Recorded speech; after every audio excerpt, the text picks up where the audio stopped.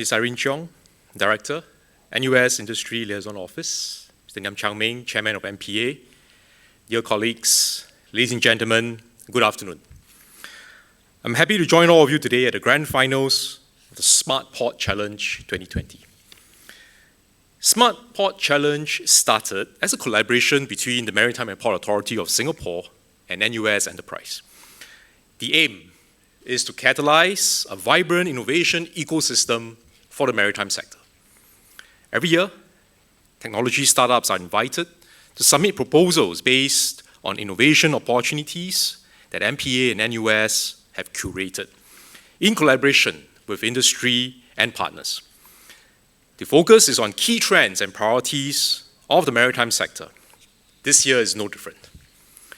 The 17 innovation opportunities for Smart Port Challenge 2020 cover areas such as enhancing efficiency and safety within the maritime ecosystem, automation of manual work processes, and maritime decarbonization. Innovation has always been key to Singapore's success, and it must be how we tackle the three driving forces impacting maritime: disruption, digitalization, and decarbonization. So at this point, I just want to make a quick mention that innovation not only is important for the maritime sector, it's important for all sectors.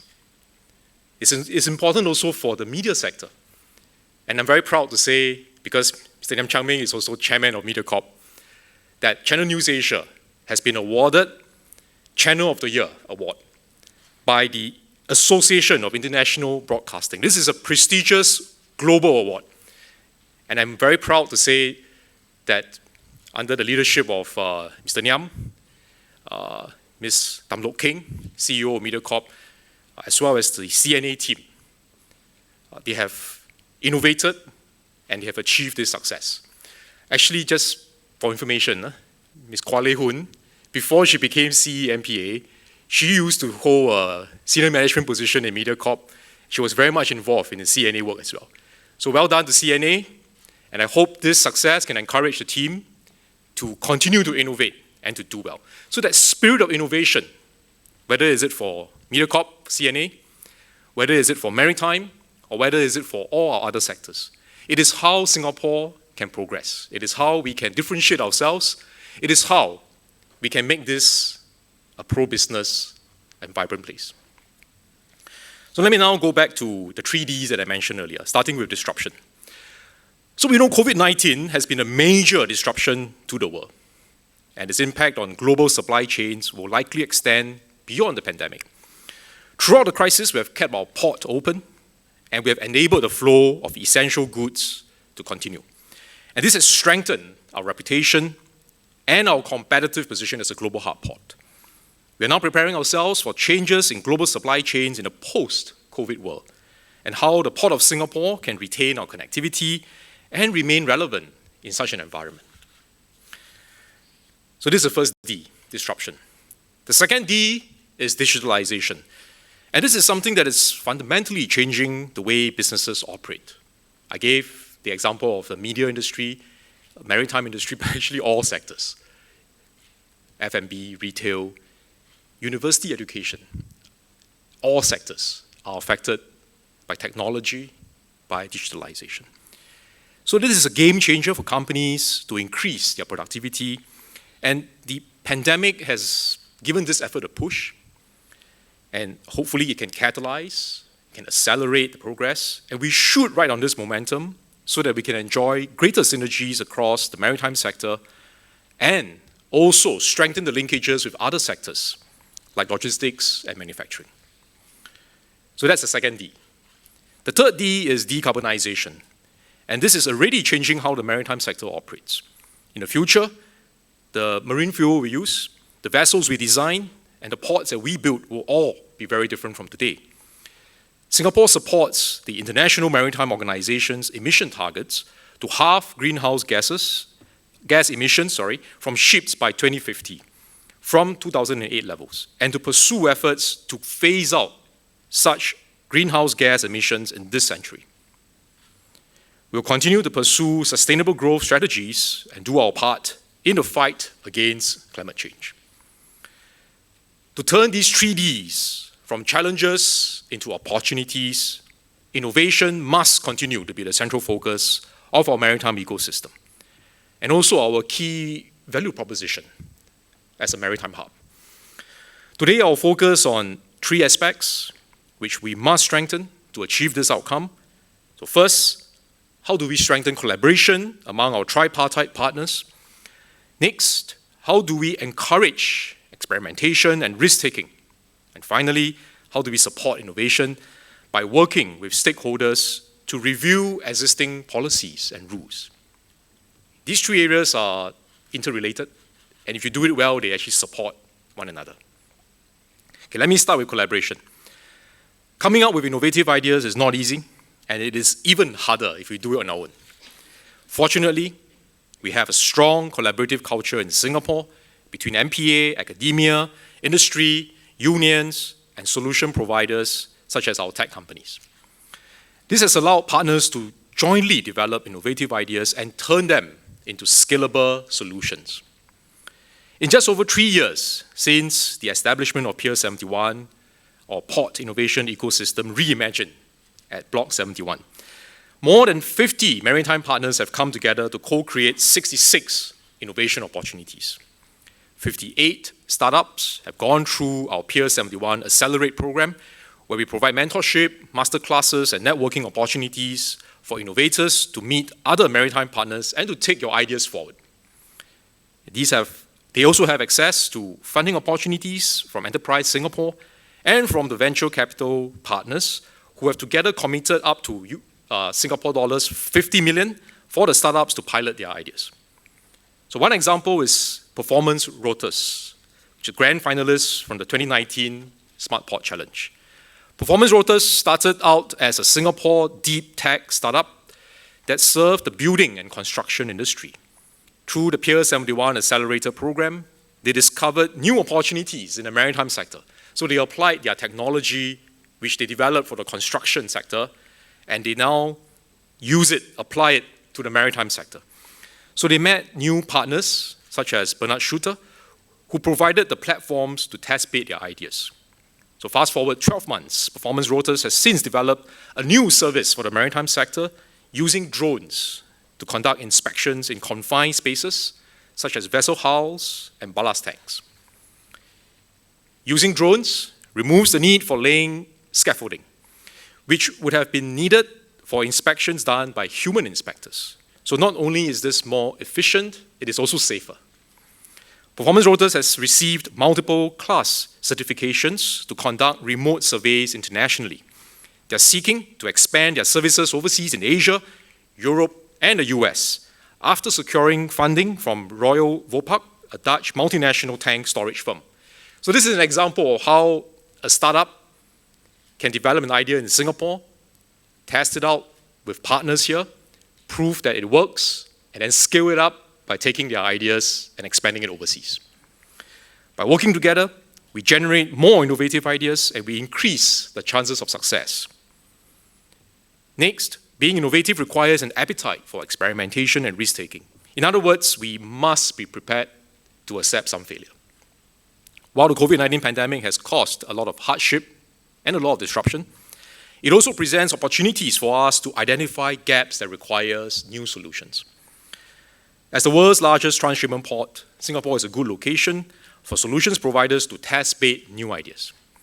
Solutions that work well in a busy hub port like Singapore could be adapted for other ports globally.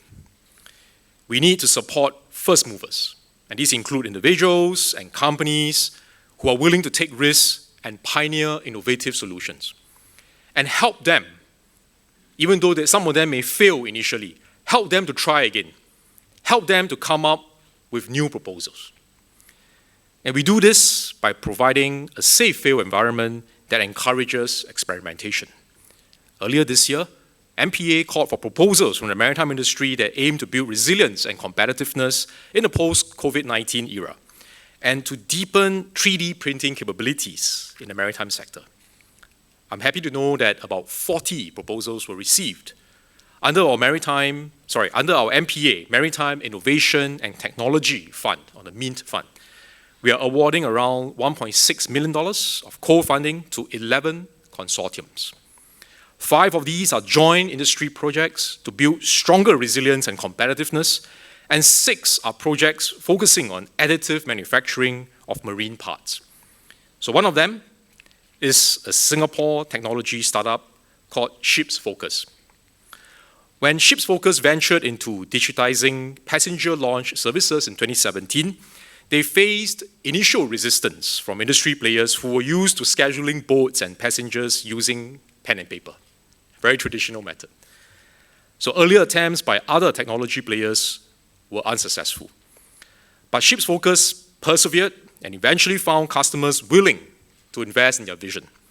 Today, Ship's Focus will be collaborating with another Singapore maritime technology company, Innovest One, to develop contactless counter services at our piers to increase efficiency and improve passenger experience. I'm sure COVID-19 was a factor, probably catalyzed and accelerated this move, this change, but they would not be able to take advantage of the opportunity if they had not developed the idea beforehand. So because they had done all their preparations, they were ready with the solution. When the opportunity came, due to COVID-19, they were able to seize that opportunity and take it forward. So their pilot involves 10 counters and could reduce queues and achieve estimated cost savings of up to $180,000 per annum. Additive manufacturing will play a critical role in achieving a more sustainable and efficient maritime industry. Current methods to replace marine spare parts can be costly and time-consuming. Sometimes the cost of sourcing and bringing in a spare part may cost more than the part itself. And I think the most problematic issue is actually the delay caused to the companies while you're waiting for the part to come. So to deal with this, Wilhelmsen and ThyssenKrupp have joined hands to lead 2 of the consortiums on additive manufacturing to print and trial the use of 14 parts on board Singapore-registered vessels across 8 different shipping companies. The collaboration brings together ThyssenKrupp's deep expertise in additive manufacturing with Wilhelmsen's maritime service and supply chain knowledge to develop a solution that can make shipping more efficient and more sustainable. So that's the second area, the need to experiment and the need to take some risk. Let me now touch on the third and final area, on the need to review existing policies and rules to support innovation. We must continue to provide a regulatory environment which is flexible, forward-looking, and open to new possibilities. And where we welcome industry players to work together with government agencies to jointly develop new solutions. Now, one example is the medical examination of seafarers on board vessels to ensure they are fit to travel before they can disembark the vessel for crew change. And this was a new requirement that arose due to COVID-19. Medical examination of seafarers entailed a doctor taking a launch boat, boarding the vessel, and then physically examining the crew. So this was not only costly, time-consuming, it also carried risk of transmission. So we had to quickly find a new way for the doctors to examine the crew while keeping them safe. So what is the solution? Telemedicine. So MPA worked with the Ministry of Health to revise our crew change protocol and port marine circulars. This allowed our doctors to examine crew remotely before they issued a fit-to-travel certificate. There will be other policies and rules which we will need to review when new ideas emerge. I mean, that example I gave is just one of them. There are many other examples, many other areas where we need to do this. The key is to keep communication channels open between government agencies and the industry, and to encourage feedback and suggestions from stakeholders on how we can work together to continually enhance our rules and our practices. It's a never-ending journey because there's always a new idea, a new proposal, a new concept, a new technology that will require us to look at whether our existing rules are imposing constraints? Are there any bottlenecks we need to resolve? Are there any areas where we are preventing new ideas from taking off? And that process is best done in collaboration between the government and the industry, between the government agencies and our companies. Because you need the collaboration to get the feedback and then to be able to translate that into actual rule changes. So to conclude, innovation is a key enabler to propel maritime Singapore forward and to create jobs and opportunities for our people. We will continue to invest in this area by supporting collaborations, by encouraging experimentation and risk-taking, and by working together with the industry to proactively review our policies and rules. Smart Port Challenge is a good example of this effort. I hope it has been a fruitful and exciting journey for all of you, and I look forward to learning more about your projects. Congratulations once again to all the participants and finalists of Smart Port Challenge 2020. Thank you very much.